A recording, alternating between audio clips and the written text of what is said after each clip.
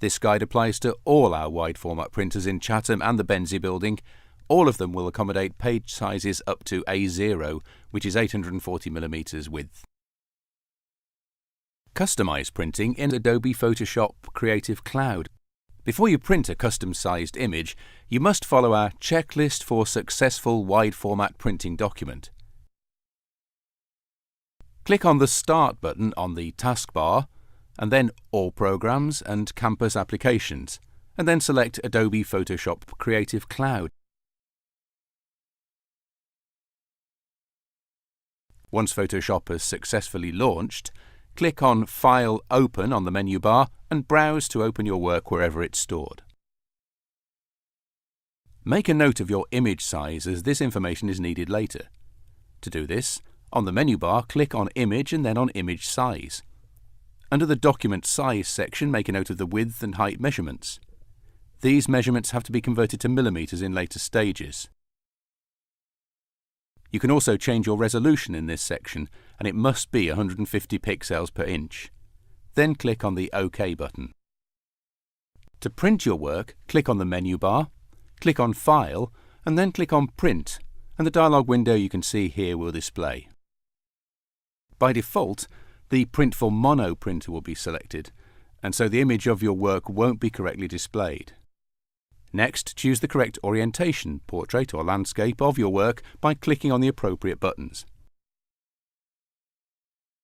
Click on the down arrow button on the printer section and select and click the wide format printer queue that you wish to use.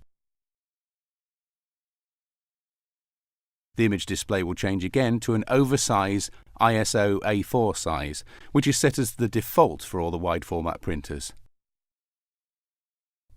Then click on the Print Settings button and the dialog window for the next step will be displayed. In the chosen printer properties dialog window that you can see here, you must then click on the Custom button, and then this Paper Sizes dialog window will display. Click on the Metric button to change the unit of measurement to millimeters. In the top box, type in the width of your image that you've calculated earlier, remembering to convert it to millimeters.